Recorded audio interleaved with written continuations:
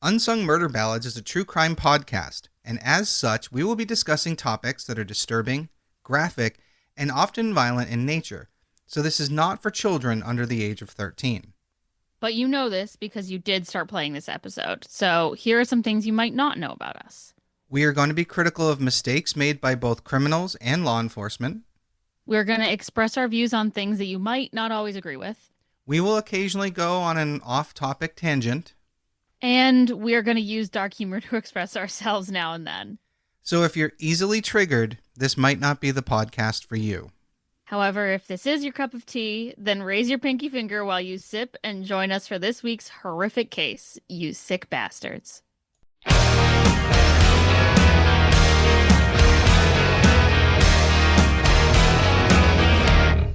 Hey everybody, welcome back to Unsung Murder Ballads. This is episode 152. I am Janus dead. I'm Joyous and we can never count. Never. And I'm McKenna. This is my second episode with you guys, so I'm excited again. Yeah, Thank you. Definitely. I'm Welcome excited back. to have you. Yeah, we're excited. So I was commenting to Joyous last week about how you actually have some true crime knowledge, which is good because you were able to interject at times. And you knew things that most don't, which is good. We need that kind of energy. So I'm definitely glad you're here. Thank you. All right. So this week we're doing a case that sort of ties into last week's. So here's a brief rundown. As McKenna, you weren't here last week. We covered the Las Cruces bowling alley massacre. And I don't know if you're familiar, but there was it's an unsolved case. And essentially two men brought 7 people into an office at a bowling alley, shot them, and set the office on fire. Oh, God. Now, luckily, a 12-year-old girl who was part of the group was able to call 911. Firefighters arrived, and her mother, the 12-year-old, and the cook survived. Unfortunately, the other 4 didn't, and there was a 2-year-old, a 6-year-old, and 2 other adults. So, it was a 6-year-old, a 2-year-old, a 13-year-old, and another adult. So it was a rough massacre. A lot of little kids. Yeah, it was an unfortunate time that these people decided to do that. And Okay. it's still unsolved to this day. And they thought when this event that we're talking about today happened that they might have been connected. So we're going to cover this case today. So that's what you're in for. All right. So here we go. Here's your teaser, your opening. On December 6, 1991, a cop on patrol in Austin, Texas saw smoke billowing up from a shopping center. He called it in at 11:48 p.m. and the fire department was dispatched. The windows were completely black as smoke poured out.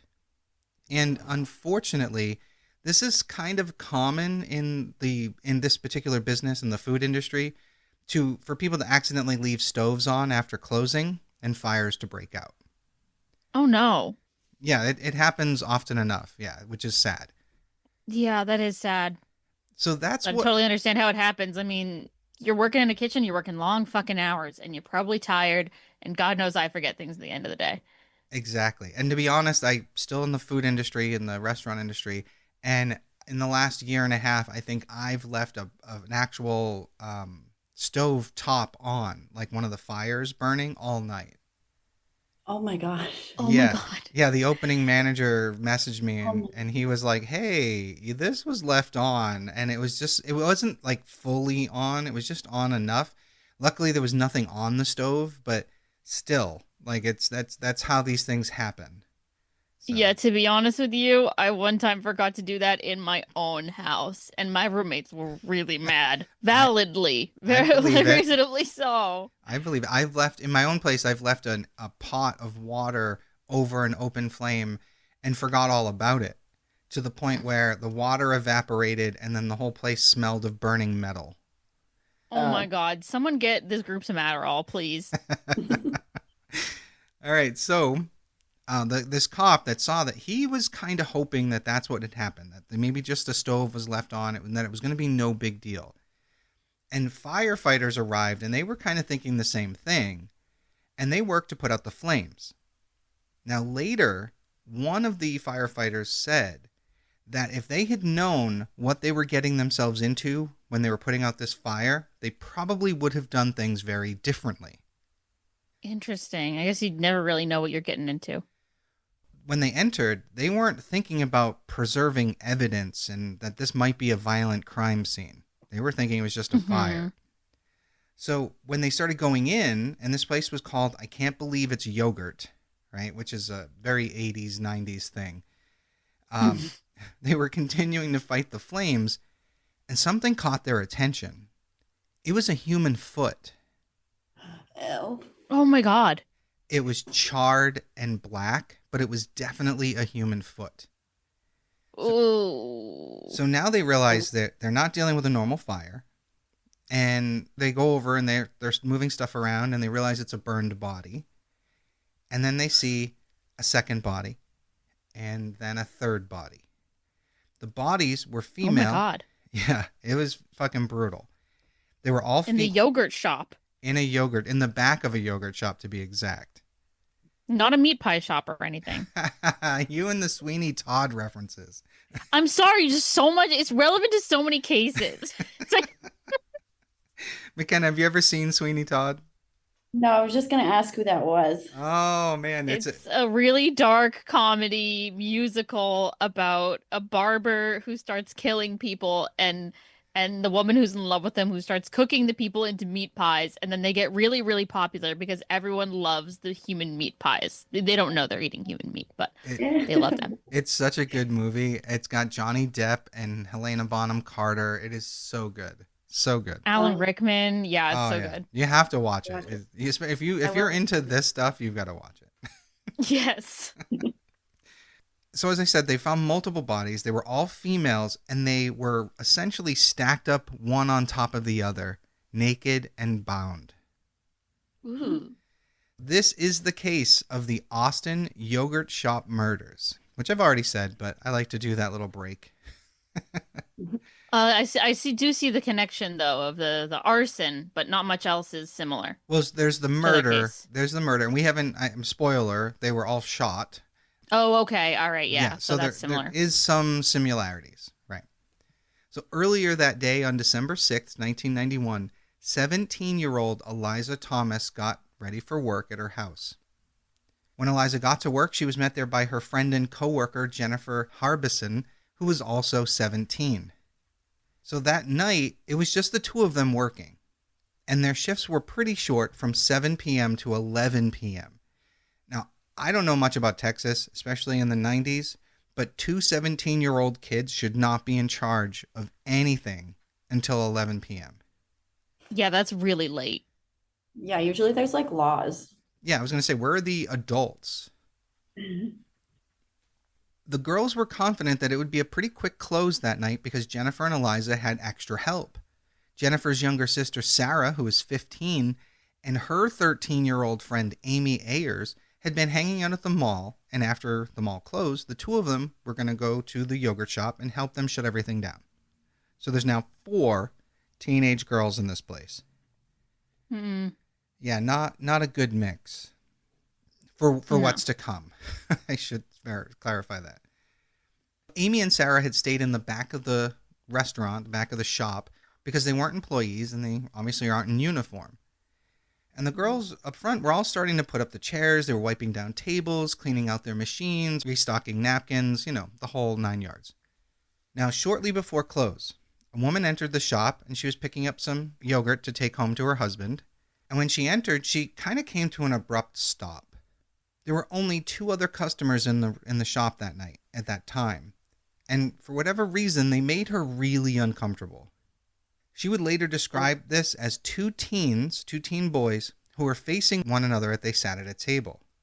They weren't eating anything. They were just focused on a bag in between them. Now, she couldn't really see the one kid, but the one who was kind of facing her, she described him as having darker skin, maybe Hispanic, but maybe really tan.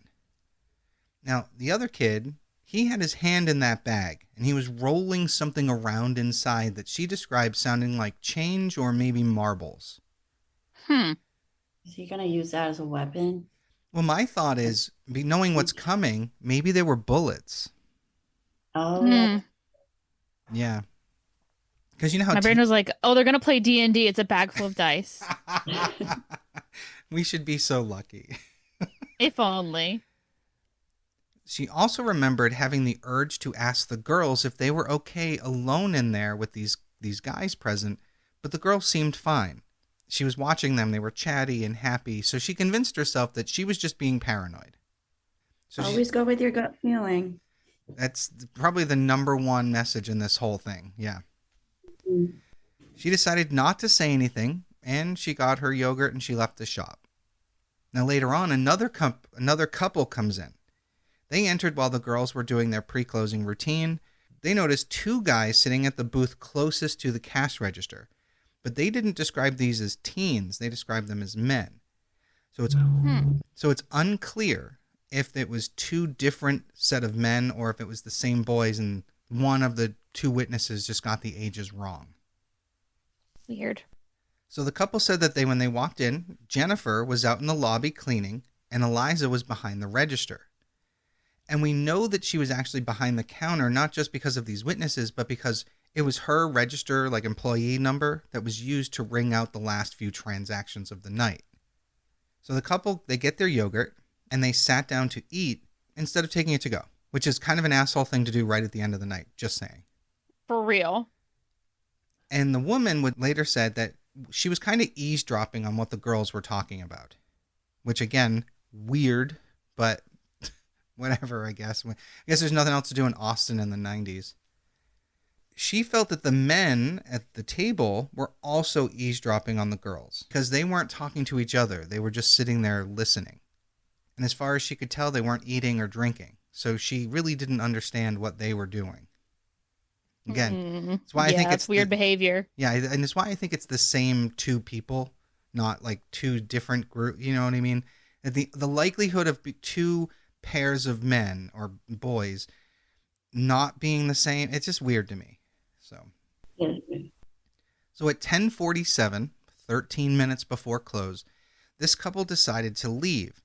And the girls were clearly trying to clean up and they didn't want to be in their way. So even though they came in late, they were still polite enough to get out of there. Mm-hmm. But when they left, the two men just continued to sit at this table. At 10:50, they went and locked the door. It was the policy of this, I can't believe it's yogurt company, to lock the door at 10 minutes before close so that new customers could not come in, but it was locked in a way that other guests, the people that were already there, could leave. Yeah, my old job used to do that all the time, 15 minutes before close. Yeah, typically we lock it at last call. We lock the door because if you can't serve them, why are you letting people in? You know. True that. So we know the girls locked the door because the keys were found in the lock in the door. So they continued with their cleanup routine because, again, based on evidence later, all the napkin dispensers had been refilled. Some of the chairs were up on the tables, all except one table, the one closest to the register. What exactly happened after 10:47 p.m. is not known, not precisely. But here's what we know in terms of the evidence that we have. At 11:03 p.m., Eliza logged into the register and hit the no sale button to open the cash drawer. And that drawer would be missing about $500. Then from 11:03, it's pretty much it's an unknown until 11:48 when smoke was spotted by that officer who called the fire department and sent them to take care of the blaze. That's really fast. Right? I mean, yeah, it's 40 minutes though. 45 minutes actually. From 11:03 to 11:48. Yeah, I don't know. It just seems fast to when you said they were naked and bound and shot and the whole fire was set enough that a bunch of smoke was billowing out. I don't know. Well, there's a question about what kind of accelerant was used, but we'll get to it. Okay. So once the fire department was there and they found the bodies, they called a homicide detective. Now, this homicide detective that was on duty was named John Jones, which for comic book fans is the name of the Martian Manhunter's secret identity, and it really irks me every time I see it because that's what I picture, is a green guy solving crimes, which is so stupid. But the detective, he comes in and he walks through the yogurt shop, and obviously he was horrified by what he saw. The girls had been burned so badly that their bodies had melted partially and had become part Oh, of the floor where they were found. Oh God. oh, that's horrific. So that's what I mean about the accelerant. Something really fucking hot was burning there. Yeah.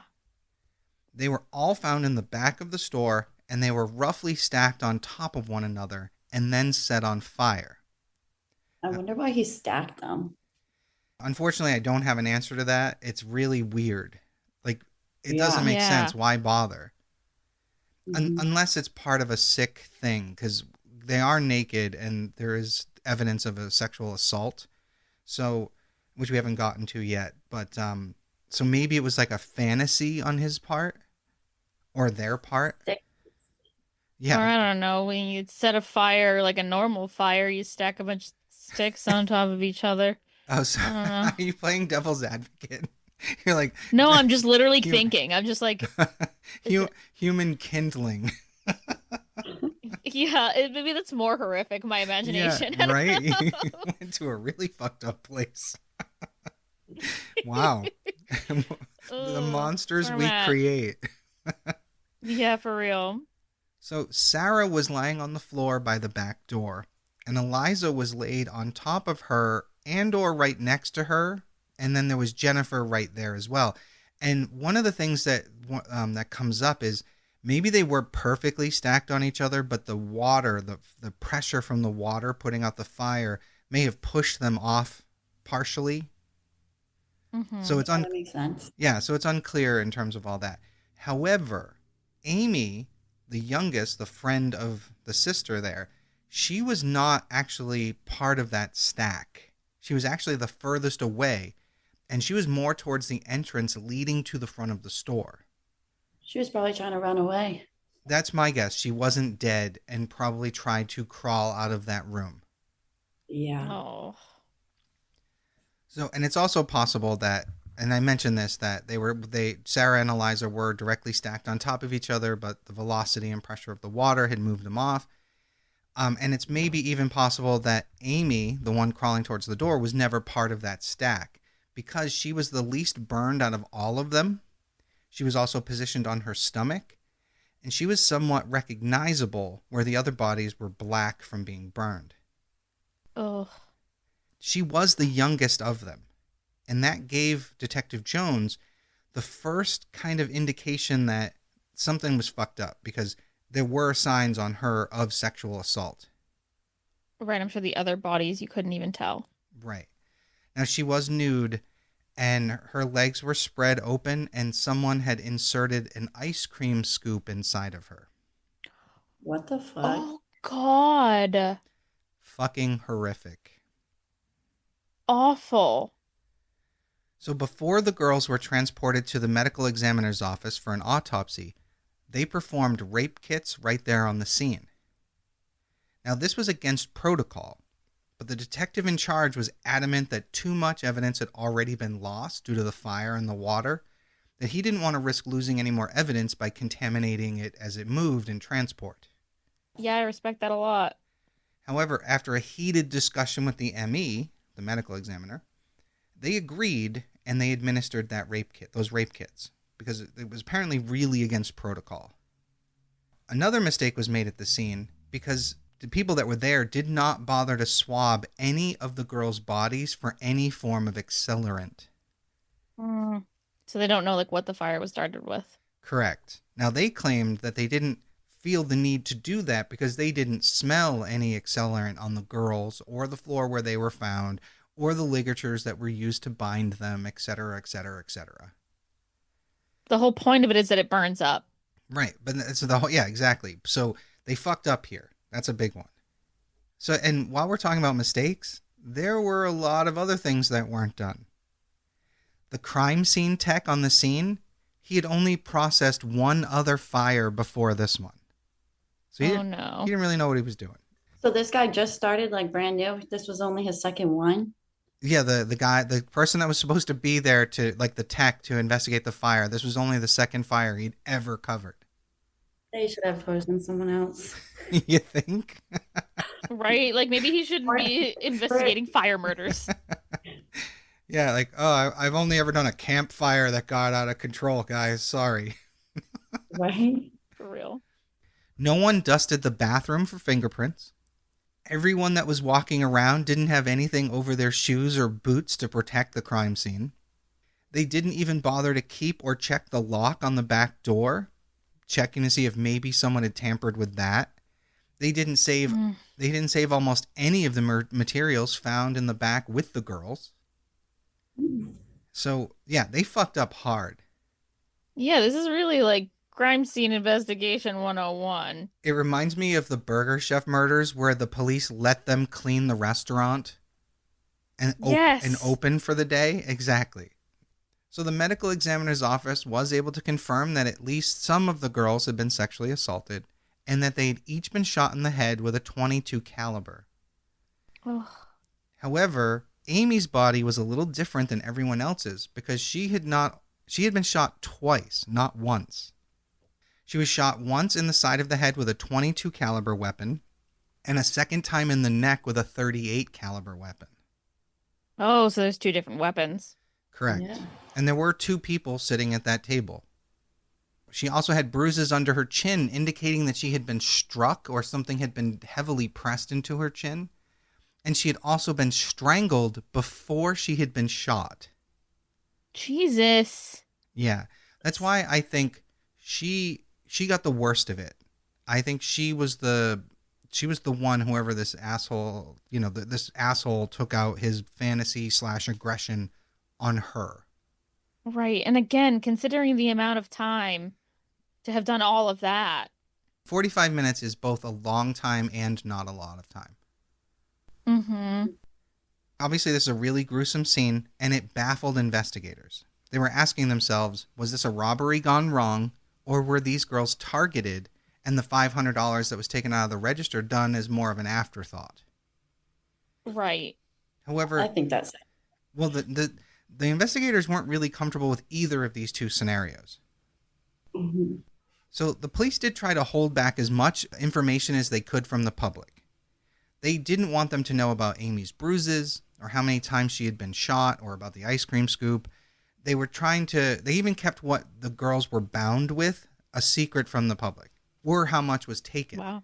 And the reason, obviously, is because if they have someone come in, only the killer would know those details. Yep. Mm-hmm. So this is a nice plan in the beginning, but apparently facts slowly started to leak out to the news media. Someone was told.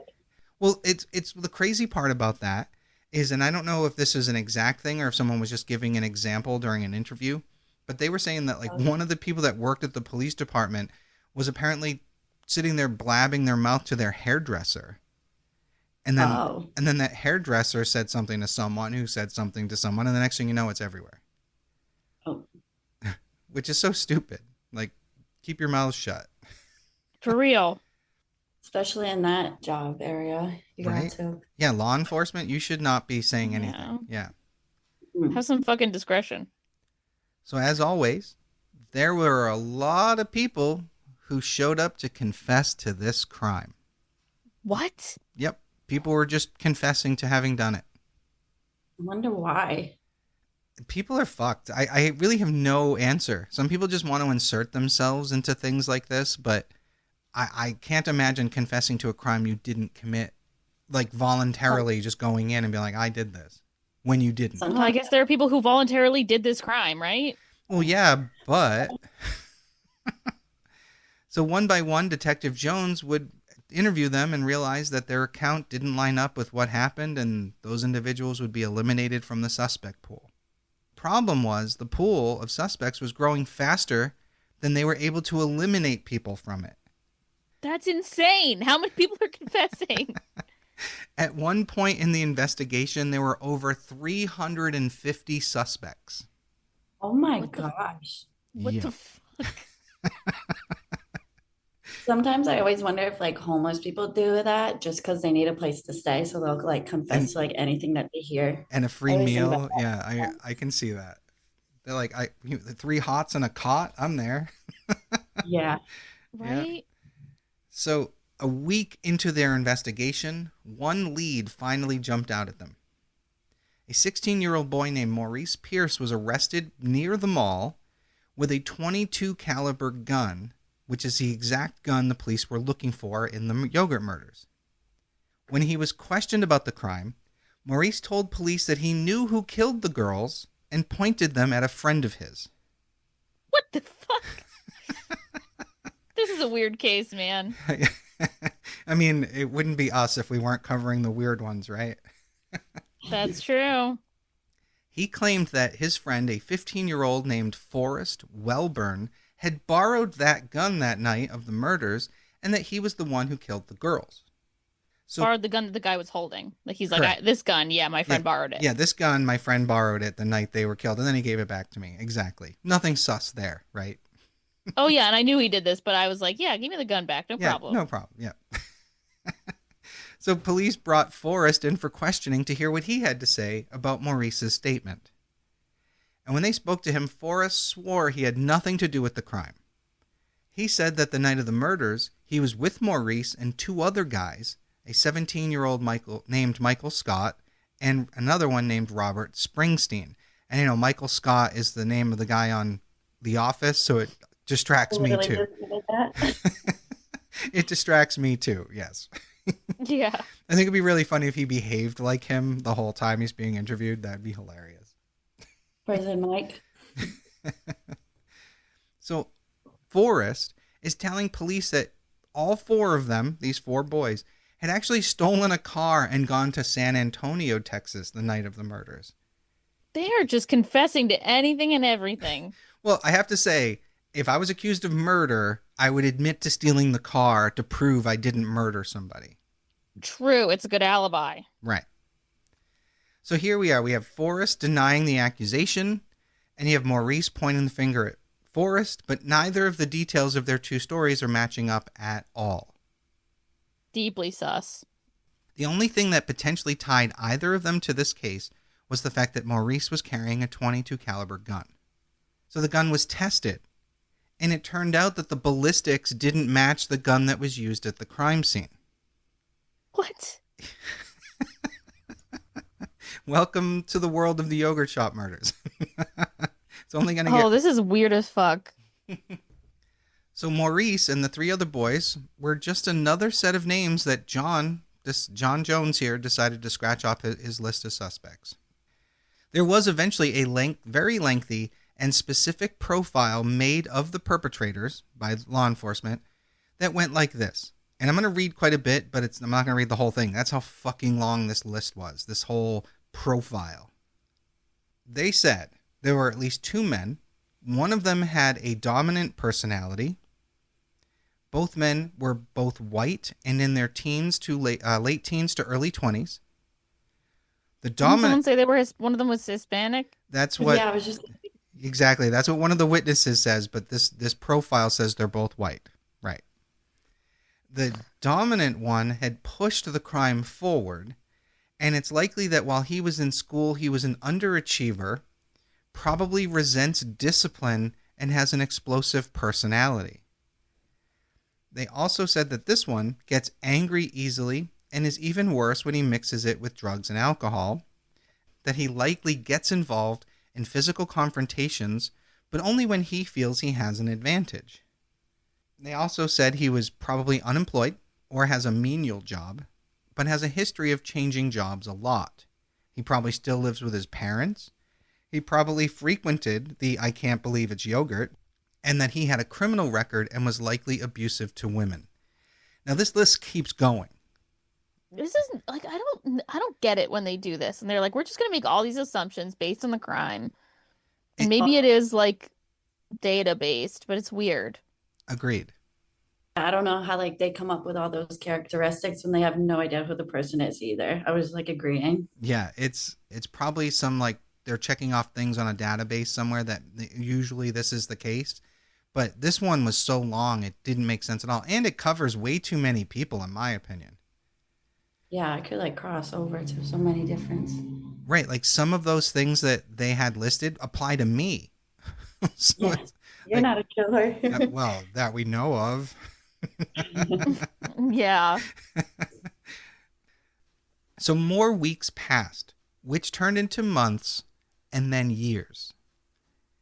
This case took an immense toll on Detective Jones, who eventually had to take a month's leave of absence from his job because of the PTSD he was experiencing.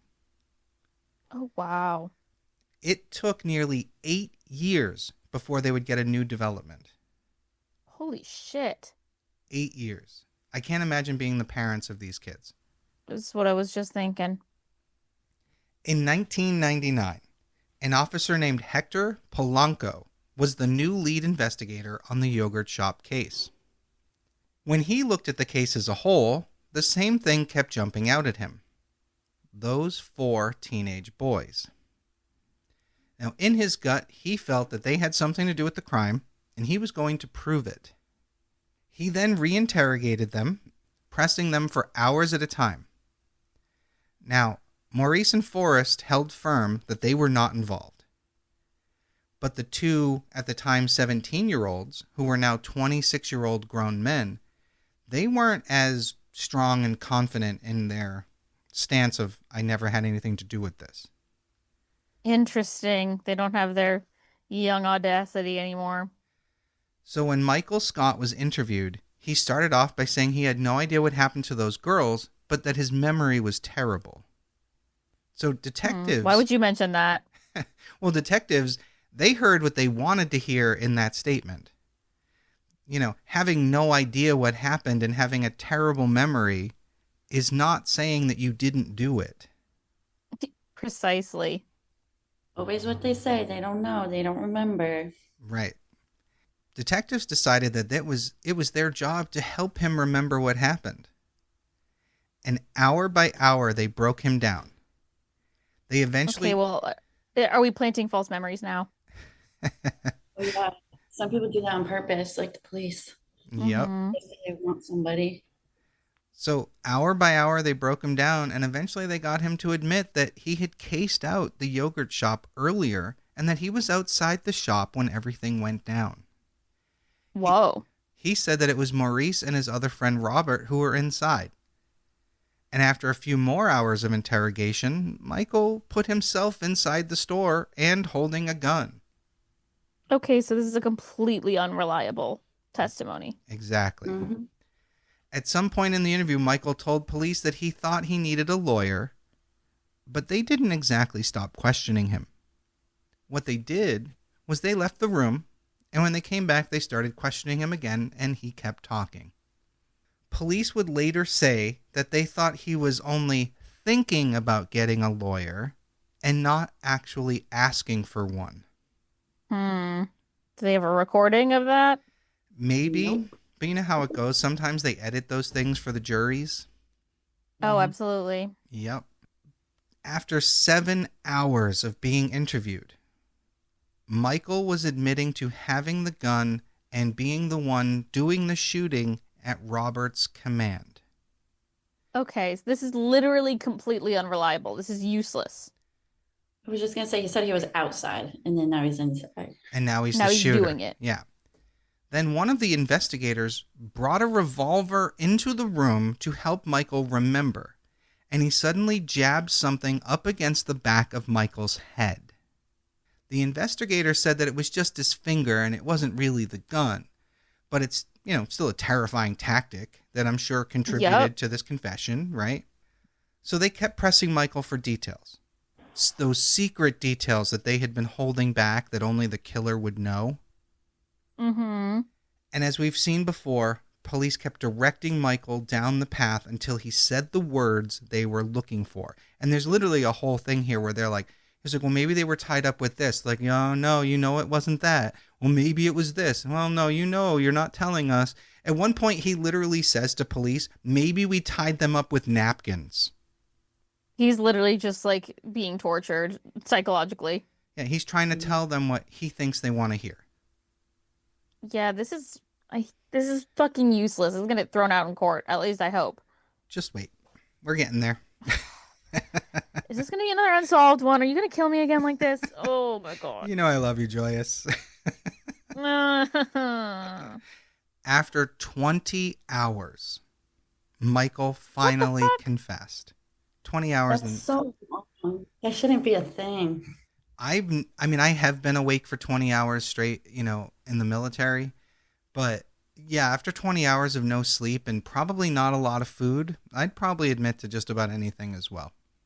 Yeah. Right. And they've been doing like highly manipulative tactics on him. Highly. Mind. Well, they then brought in Robert Springsteen and they used the exact same techniques on him. And after hours and hours, they broke him down until they had him confessing that he himself had shot some of the girls.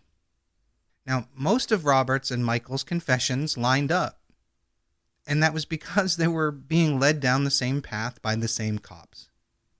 Right. So, They were like set up to line up. Well, the investigators, they were like, yeah, see, they really did do it because they said the same things. They really, and some of them didn't realize how much of an influence they had, supposedly. Oh, bullshit. With the confessions, Polanco put together his theory of events. He said that 16-year-old Maurice was the mastermind, that Robert and Michael were the ones who committed the crimes, and Forrest was the lookout. So Polanco took this theory to prosecutors who would evaluate the case. Ultimately, and unfortunately, 2 of the 4 men were taken to trial. Maurice and Forrest, who never confessed and there was no physical evidence linking them to the scene, they were not brought to trial. Prosecutors thought they would have a hard time getting the convictions on them, so they dismissed the charges against Maurice and Forrest. But Michael and Robert, who went through all these hours of interrogations, had made confessions. And now, because of those confessions, their defense attorneys really had their work cut out for them. Right. I mean, the attorneys have to just prove that this was a coerced confession. Again, this is the 90s, and this is long before the idea of coerced confessions were something the public was ready to listen to. Gotcha. Yeah. So, there's that. So each of these guys were tried separately, and Michael's confession was used in Robert's trial and vice versa, but the prosecutors didn't actually have each person come in and testify because Fascinating. Because it would conflict it. Right, and both of them tried to recant their confessions later. So they weren't going to put him on the stand if he was going to say, I never said that, or I was coerced, or what have you. So instead, they just used the recordings of those confessions against the other person without actually having the person there. Oh. By not bringing them in, it meant that neither of them were allowed to confront their accuser, which is a constitutional right. Oh, that's pretty fucked. Mm-hmm. Now, the defense tried to demonstrate that the men were first forced into confessing, but again, at the time, this wasn't something people wanted to hear. They trusted the police back then. Mm-hmm. Robert was sentenced to death, and Michael was sentenced to life in prison. To death? To death. And no one even knows if they actually did it because of that whole interrogation. Exactly. This is why... Right, that's crazy. This is why we can't have the death penalty. Right, and this is also why now, as this stuff comes out, people are much more aware of coerced confessions. So both men would spend years in jail before getting their appeals granted. They both appealed their convictions based on not being able to confront their accuser, which again is a constitutional right. Mm-hmm. The higher court agreed, and in 2006, the Court of Appeals threw out Robert's conviction, and Michael's was thrown out the year later in 2007. Wow. However, even though both convictions were thrown out, they each had to remain in jail until the prosecution decided if they were going to retry their cases. Which meant that, well, in 2008, the defense team decided to do something really bold. So keep in mind, Robert's conviction was overturned in 2006 and Michael's in 2007, but they're still sitting in prison in 2008. Yeah, that's pretty fucked. So in 2008, like I said, their defense team decided to do something bold, and they requested that the DNA evidence found at the scene be tested again using the new DNA technology at the time. Because they knew Yeah, they knew this DNA was going to come back and it wouldn't match them. And it didn't. Wow. Mm-hmm. There was at least one unknown male sample that was found in the rape kit, and it didn't match either Michael or Robert or anyone else connected to them. So the defense thought this was going to be the proof that police needed that they had the wrong men. Mm-hmm. But did they get out? No, not yet. Instead, the police doubled down. They didn't even bother to reinvestigate or look for new suspects. Instead, they came up with a slightly different theory. In their minds, this just meant that there weren't 4 men involved, there were 5. Are you kidding? No, I'm not. They're just being lazy and don't want to do it all over again. Exactly. Right. Well, now they have to go find that person. So long story short, because this really does drag on for a while, it eventually became clear that these men had nothing to do with the murders, and the prosecution realized that they didn't have a case and they were forced to let them go. good. So on October 28th, 2009, all charges were dismissed against Michael and Robert. And for I hope they countersue or whatever it called, like sue for damages. I didn't look that up. I probably should have, but yeah, they probably did. Now, for the record, nothing in the yogurt shop or on the 4 girls have ever been linked to any of the 4 of these men. Maurice ended up passing away in 2010 after a completely unrelated altercation with police. Oh, Jesus. Yeah, I also didn't dig too deep into that, but what the fuck? Now, the other men are still alive and maintain their innocence. It has been almost 35 years, and, in this case, is, as of 2025, finally solved. What? Really? On September 26th, 2025. Oh, recent. Yeah, the Austin Police Department announced that they had identified the perpetrator of the 1991 Austin Yogurt Shop murders. Holy shit. Did someone just come up in the DNA database? No, even better. Genetic genealogy, our favorite one. Oh. Yep. Slay. So thanks to advances in DNA technology, they were able to identify a man by the name of Robert Eugene Brashers as the killer. Robert Eugene Brashers was born on October 13th, 1958 in Newport News, Virginia. He was the younger of 2 living children born to Douglas and Nancy Brashers. It might be Douglas and Nancy Brashers. I may have misspelled that. It's like a typo and I fucking just read right over it. Oh, man. When he was young, the family moved to Huntsville, Alabama, where Brasher spent his childhood. Reportedly, he committed no offenses as a teenager and didn't use drugs and alcohol. So, again, their profile, meh. Didn't match. Yeah. After graduation, he enlisted in the Army, and in the early 80s, he resigned from the Army and moved to Louisiana, settling in a house in New Orleans. But by the mid-1980s, he moved again to Fort Myers, Florida. He had a daughter that was born in 1991, the year this murder took place. And it was all women that he killed, and he had a daughter right at that time. Exactly. The worst part was he clearly raped a 13-year-old girl, and he had a daughter. Oh, yeah. Disgusting. On November 22nd, 1985, jumping back a little bit, Brashers was arrested in Port St. Lucie, Florida, for assaulting a 24-year-old woman named Michelle Wilkerson. Brashers had met Michelle in Fort Pierce and convinced her to accompany him to a bar. After spending an evening there, he took her to a dark alley near a citrus grove, which, sorry, if you just met this man, why are you going down a dark citrus grove? I'm not victim shaming, but what the fuck? Stranger danger. And while they were there, they drank 6 Budweisers, and he attempted sexual advances towards her. Michelle refused and attempted to leave Brasher's vehicle. But after that, a fight ensued between them, and Brasher suddenly shot Michelle twice in the neck and the head. Oh, no. Despite the severity of her injuries, Michelle remained conscious. She was able to get out of the car, ran, and hid in a culvert under the road. Wow. Shots that were made at the girl at the yogurt shop, neck and head. Yep. Yeah.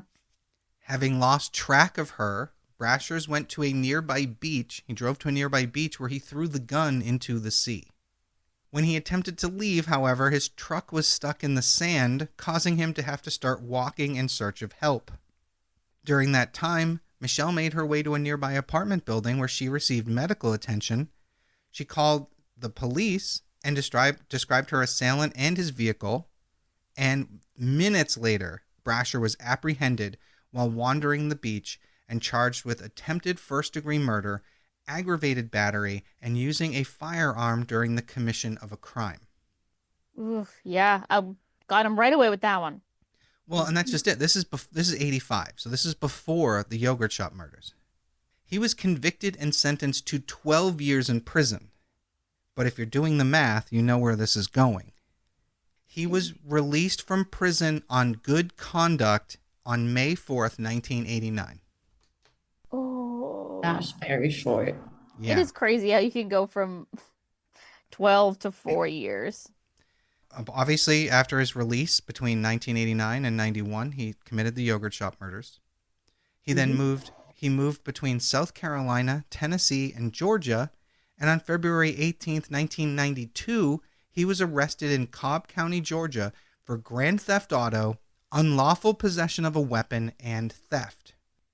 Now, he was afraid of a long prison sentence, so he made a plea deal with prosecutors, and he only pled guilty to the most serious of these charges, allowing the rest to be dropped. As a result, he was given only 5 more years. Oh my God. So he was released again in February of 97. For the following 2 years, he moved between Tennessee, Arkansas, and Missouri. So he's all over the place. So who knows how many other crimes he's committed. Mm-hmm. On April 12, 1998, Brashers was arrested while attempting to break into the home of a woman in Arkansas. He had been employed by her on a previous occasion. He had gone in and cut her phone line, and he entered while armed, and he was arrested still armed. Jesus Christ. It's fucking crazy. He was taken into custody, but later released because someone posted his bail. Oh my God. Now, we heard that one before, the case of Shasta Groney in Idaho, the little girl that was taken, and he killed like her whole family. That guy, remember him? That was crazy. Mm-hmm. Someone bailed him out? Yeah, some asshole bailed him out. Yeah. It doesn't say who. I couldn't find that, but still. February of 2019, jumping ahead a little bit, Brasher's 27-year-old daughter, Deborah, who was born in 91, she was interviewed by reporters, and she recounted some details of her father's life. She said that she first saw her father in early 97 after he had just been released from prison. According to her, for the 2 years after, he lived with her mother, and her half-sisters. During that time, she claimed that he was aggressive towards them, and that he had once gotten into a fight with her stepfather, causing him a head injury when he used a drill on the guy. What the fuck? Telling you. Fucking nuts. Jumping back again, on January 13th of 99, police officers were notified about a stolen vehicle in a parking lot at a Super 8 motel in Kennett, Missouri. After speaking to the motel personnel, it was established that Brashers and his family had arrived in that vehicle earlier that day. So they know where this guy's staying. They know about his criminal history. He has a stolen vehicle. He's there with his family. So what did the police decide to do? They kick in his door, and they find him hiding under a bed with a loaded gun. Oh. When they attempted to arrest him, he opened fire on police. Jesus. Police were forced to retreat, and they called for backup. A few minutes later, the hotel is completely surrounded by police, and Brashers takes his wife, daughter, and 2 stepdaughters hostage. Oh What my the God. fuck? That man is not scared of anything. After 4 hours of negotiation, he finally released all the women, and he shot himself in the head. I feel like I saw that coming, low-key. Ugh. He actually remained alive for 6 more days in a coma, but succumbed to the complications of his injuries on January 19th. Now, his name had... What year was that? That was in 1999. Now, Brasher's name remained pretty obscure until 2018 when genealogist C.C. Moore from Parabon Nanolabs was able to identify him through genetic genealogy as the suspect of 3 murders and several rapes dating back to 1990. Awful. On September 27th, 2018, they exhumed his casket and they extracted DNA from his bones, which is awesome. Yeah. So DNA testing revealed that his genetic profile was a perfect match for a murder of a 28-year-old named Genevieve Zitricki, who had been bludgeoned, raped, and strangled with pantyhose in her apartment in South Carolina in 1990. Oh. Yeah, that's just fucking crazy. And then afterwards, he had dragged her body into her bathtub, submerged it in water, and then wrote on the wall, "Don't fuck with my family." Oh my What god. the fuck? Yeah. A DNA sample belonging to the perpetrator had been isolated in 95 and uploaded to CODIS, but somehow his DNA was missed until 2018. His DNA also linked him to the double murder of 38-year-old Sherry Shearer and her 12-year-old daughter Megan, both of whom were shot to death in their home in Missouri in March of 98. Oh. Both victims had been tied up, and the 12-year-old Megan had been raped before he shot and killed them both with a .22 caliber gun. This man is fucking nasty, and I hope he's rotting. Agreed. I hope he's being tortured. I don't believe in this stuff, but I hope he's being tortured for the rest of eternity. Yeah. Right. Sometimes I don't believe in it either, but sometimes I hope for it. There's a lot more that he's been suspected of. There's a few others that they've definitively connect to him, but I'm not going to go through them all. But I am going to say in October of 2025, so like a month ago, it was announced that he had been the perpetrator of a murder in Kentucky in which a woman was raped and fatally shot as well. Unfortunately, they've not released any more details about that, but they're still looking to solve as many cases as possible using genealogy, and this guy is showing up everywhere. He's a serial killer just traveling to like almost every state. It's crazy. And I know it's loosely connected to the bowling alley murders, but it'd be crazy to find out he was one of them. Yeah, that'd be crazy too. And it still is weird, like the yogurt shop, like it definitely seems like there was more than one person. Right. And yet he's the only one being identified. But it's entirely possible that the 2 men or 2 boys left on their own and this guy entered when they were trying to lock the doors. Very well could be. Unfortunately, we don't know exactly, but here we are. And that is the case. And with how much damage there was into the crime scene, like, we don't know. Exactly. They fucked that place up. I want to know what accelerant was used that was so hot that melted bodies together into the floor. Yeah. That's crazy. Could some like kind of like bomb do that or something? Like I mean, they're grenade or something? like napalm possibly, but where's this guy getting napalm? I don't. But then, I don't know. but then again, there's some stuff in some kitchens that burns so hot. Maybe, I don't know. But yeah, Man. so that is the case of the yogurt shop murders, and this one wasn't unsolved. Although when I added it to the list, it was unsolved. So you almost got 2 back-to-back unsolved. I would have been so mad, but I'm glad they solved it. I don't know if those girls' parents are still alive and get to have some peace knowing that it's finally solved, but yeah, I didn't look that up, unfortunately. I should have. Maybe they might be because they were like around 12, 17, like only like yeah, they were 10 years all ago. No, that was 35 years ago, 1991. Yeah, so their parents, now that I'm thinking about it, this is going to tell you how old I am exactly, audience. I was 17 in 1991. That just occurred to me. And my mother and father are both still alive in their 70s. So it's it's possible that these people got to live to see their daughter's killer brought to justice. Or no, I'm sorry, he kind of wasn't because he killed himself. Right. But to at least know, like, it wasn't that there was some little assholes who got away. Right. They know who it was. They don't have to live in that limbo anymore. That's which true. I hope is some comfort. Yeah, I agree. But yeah, so thank you guys for joining me tonight. I appreciate you guys always being here. Thank you. Of course. So yeah, so everybody, will see you again soon. Once again, I'm Janus Dead, I'm Joyous Dead. And I'm McKenna. and we'll see you next week. Bye.